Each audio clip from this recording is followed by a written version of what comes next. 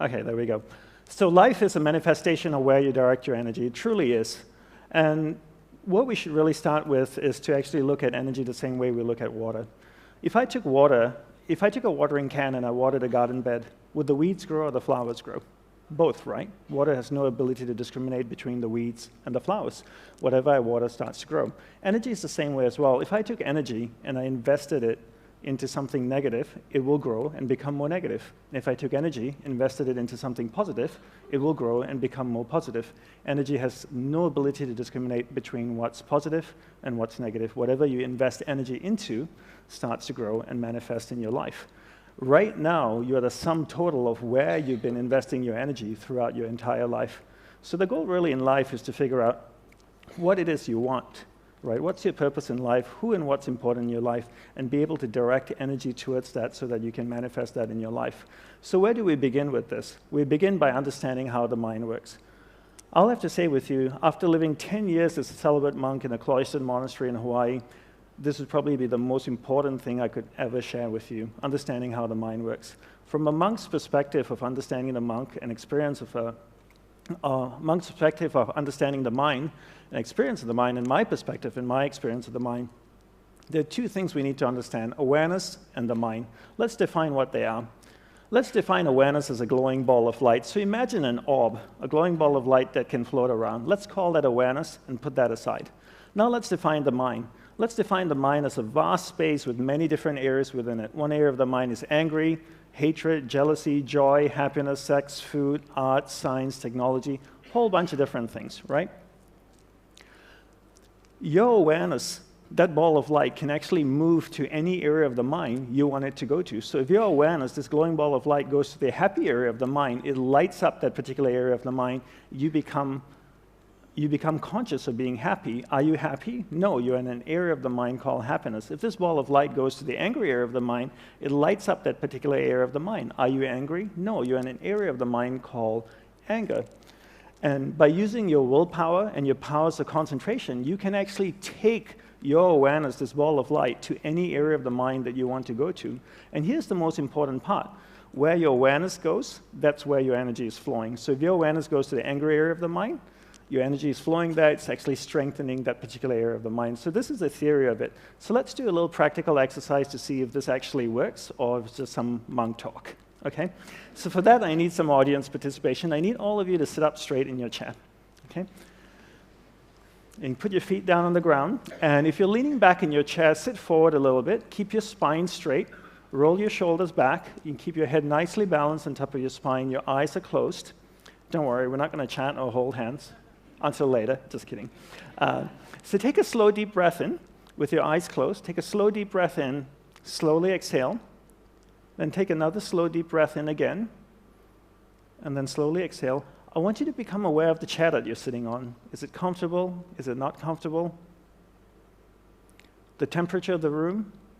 Is it cold? Warm? What about your body posture? Is your spine straight? Your shoulders rolled back? You're sitting a little bit forward? Your head nicely balanced on top of your spine? Now I want you to become aware of the most recent wedding that you attended. Do you remember whose wedding it is?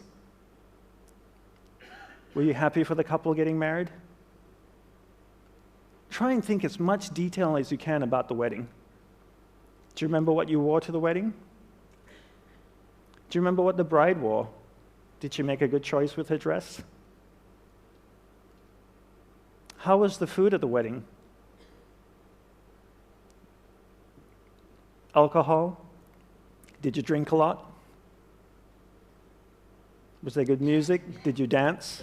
Did you do some crazy wedding dance? Now I want you to become aware of the most recent vacation that you went on.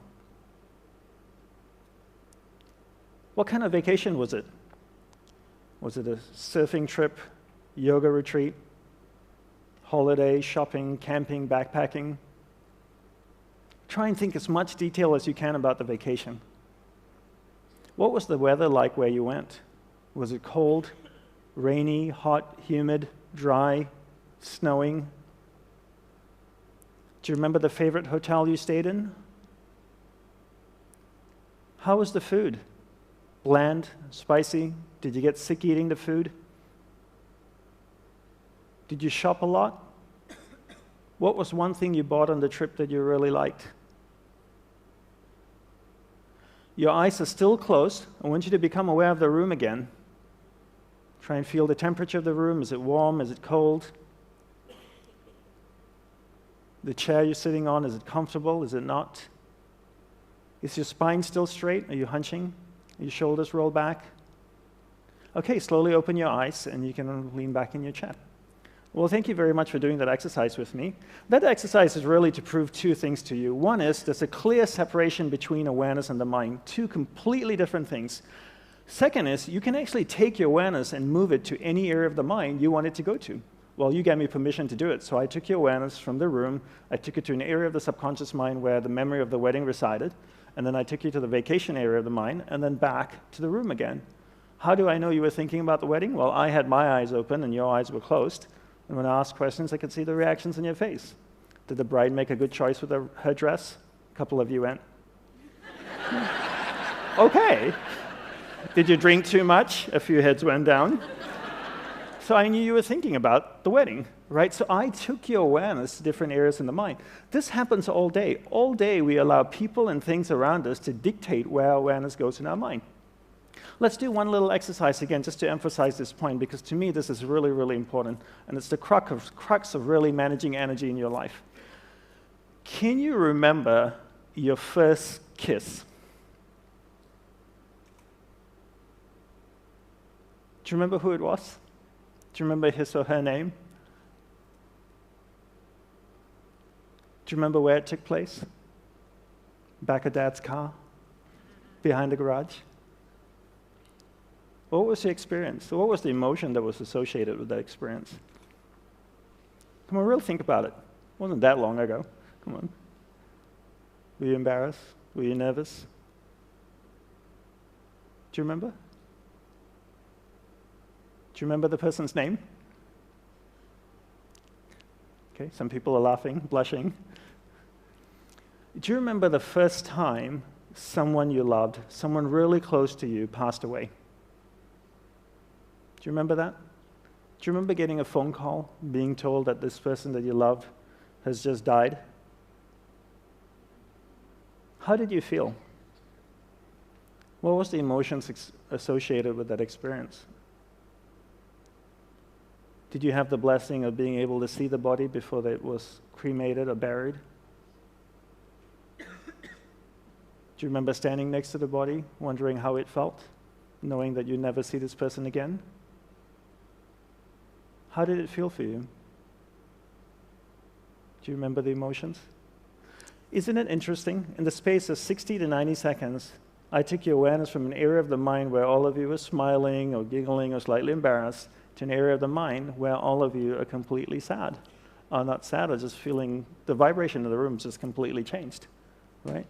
And I could take your awareness now to an angry area of the mind where you all get angry, you get up and you leave, and Sarah and the team would be really upset with me. And this happens all day, right? All day we allow people and things to dictate where our awareness goes. And because they dictate where our awareness goes, that's where our energy flows as well. And where our energy flows is what manifests in our life. So really the goal in life is not really to control your mind, but rather to control where your awareness is going within your mind. So don't control your mind, control where your awareness goes within your mind.